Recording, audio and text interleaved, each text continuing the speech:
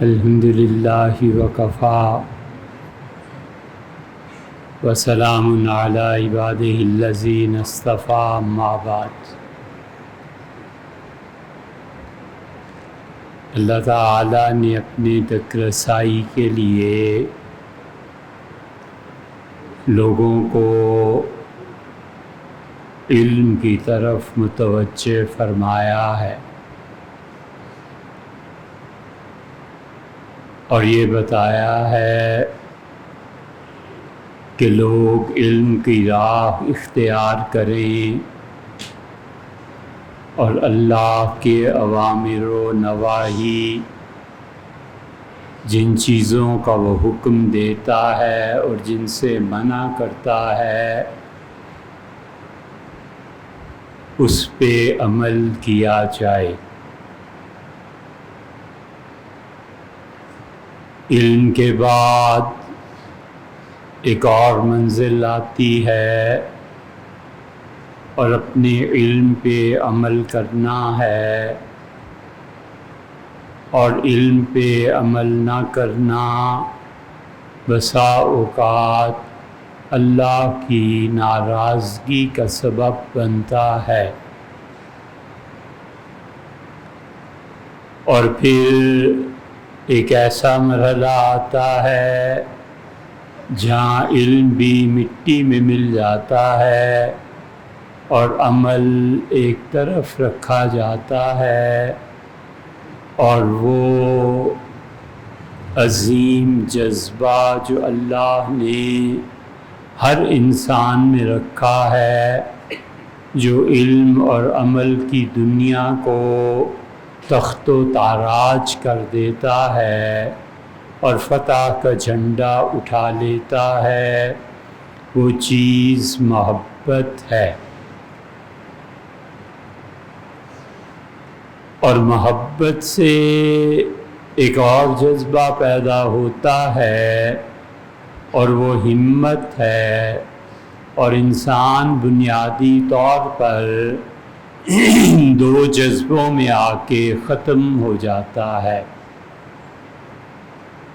محبت اللہ کی طرف سے دل میں ڈال دی جائے، ایک آدمی اسے اس جذبے کا پتہ بھی نہیں ہوتا، اور پہلا بچہ اس کی پیدائش ہوتی ہے، اور جب اس کے چہرے پہ نظر پڑتی ہے تو ایسے لگتا ہے جیسے اندر سے کوئی جذبہ جو سویا ہوا تھا بیدار ہو جاتا ہے، اور بلا اختیار اپنے بچے کو بوسہ دیتا ہے۔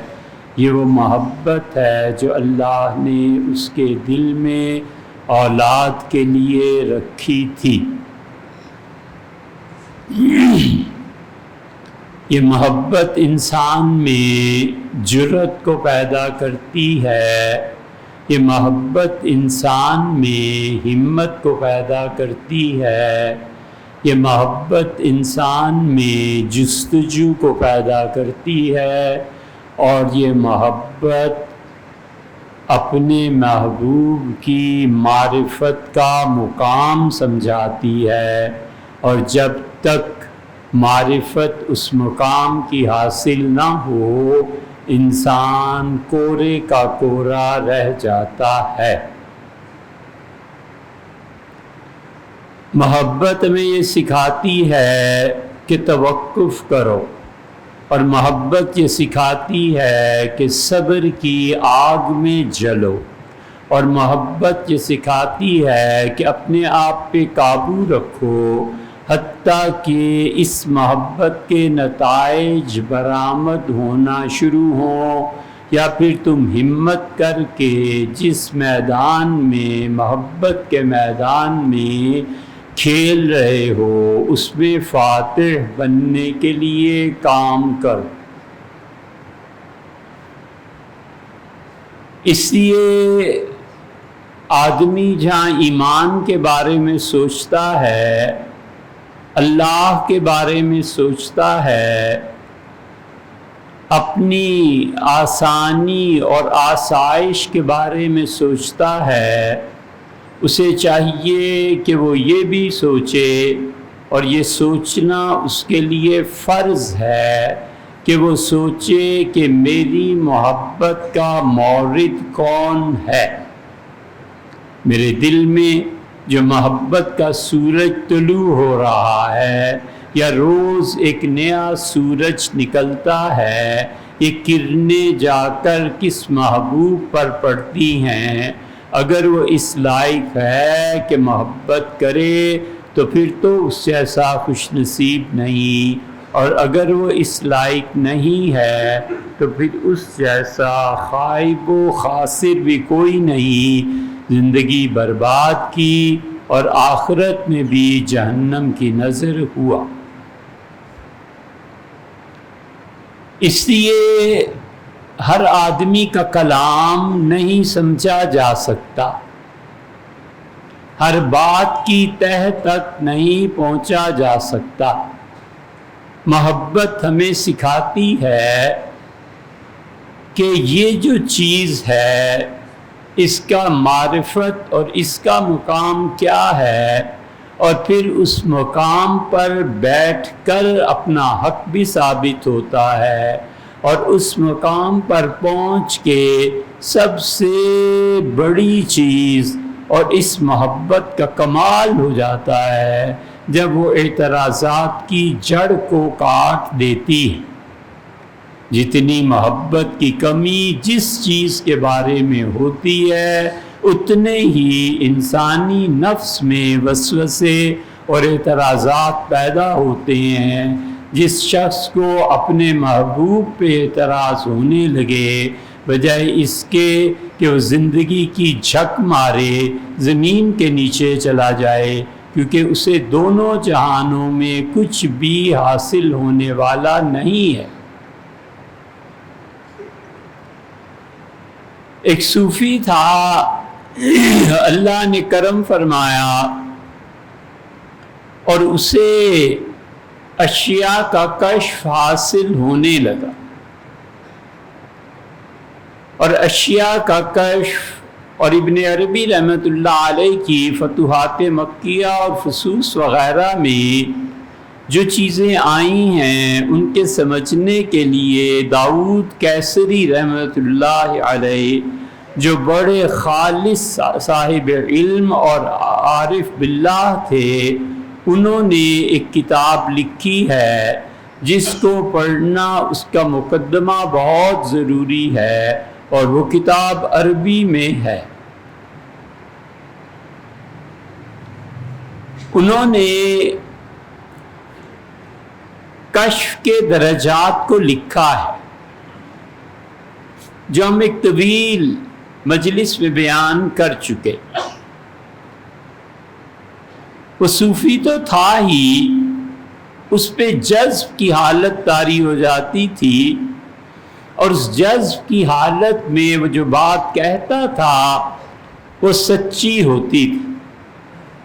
بغداد کے کسی محلے میں جا رہا تھا اور امام نماز پڑھا رہا تھا، مسجد کے قریب سے جب گزرا تو اس نے کہا کہ مولوی صاحب، تمہارا اللہ، تمہارا خدا تمہارے پاؤں کے نیچے ہے۔ پھر وہ ہنسا اور چل پڑا۔ لوگ آپے سے باہر ہو گئے، کوئی اس کے مقام کو پہچانتا تو اس کے کلام کو سمجھتا، اسے پتہ ہی نہیں تھا کہ اس نے کیا کلام کہا ہے۔ آپ بچے اس کو یوں سمجھ لیں کہ جیسے آئنسٹائن کی ایک تھیوری ہے، نیوٹن نے کچھ کہا ہے، ایک عام آدمی کو کیا خبر کہ اس کلام اور اس فارمولے اور اس جملے کا کیا فائدہ ہے۔ لوگوں نے نماز توڑ دی اور پل پڑے اس پہ، اور جوتے ووتے سب چیزیں کی۔ تو جب وہ مرنے لگا تو اس سے پوچھا کہ یہ جو تم نے اللہ کی توہین کی ہے یہ کیوں کی ہے؟ اس نے کہا محراب کو کھودو اور امام سے پوچھو۔ لوگ چھوڑ کے چل پڑے، اور لکھا ہے کہ جب انہوں نے محراب کی جگہ کو کھودا تو کسی زمانے کا خزانہ نیچے سے نکل آیا۔ پلٹے، کسی دانا اور عقل مند نے کہا، امام صاحب بولے کہ چلو اگر زندہ ہے تو پوچھیں۔ اس نے کہا زندہ ہوں حضرت، اور وہ جو نماز تم لوگوں کو پڑھا رہے تھے اور پیسے اور کاروبار کا سوچ رہے تھے اور بجائے خدا کے دل دولت میں اٹکا ہوا تھا، تو میں نے اس کو کہا کہ تمہارا پروردگار تو پاؤں میں ہے۔ اس لیے ہر کلام کو سمجھنا ہر انسان کے بس کی بات نہیں ہوتی۔ آدمی صبر کرتا ہے، آدمی سوچتا ہے، آدمی اپنی ذہانت اور علم سے کام لیتا ہے، اور پھر جس نے جو کچھ کہا ہے اس کے مرتبے کو پہچان کر بات کرنا ہوتی ہے کہ اگر اس نے کہا ہے تو بالکل درست کہا،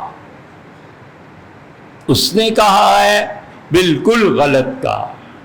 آپ کو کوئی کہے کہ یہ بچے نے میٹرک کا پیپر حل کیا ہے کل جسے آپ چھوڑ گئے تھے، آپ کہتے ہیں سوال ہی پیدا نہیں ہوتا، بچہ اتنا پڑھا لکھا نہیں ہے۔ تو اس لیے ہر آدمی کا یہ سوچنا ضروری ہے کہ میری محبت کس سے وابستہ ہے، جس چیز سے وابستہ ہے کل اس پہ حکم لگے گا۔ معروم نے مثنوی میں لکھا ہے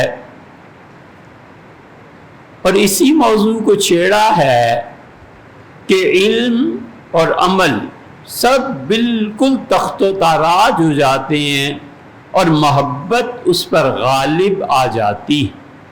محبت جس چیز کی ہوتی ہے، آدمی بس صرف دو جذبوں میں جیتا ہے، محبت، اور محبت اسے ہمت دلاتی ہے کہ یہ کام کرنا ہے۔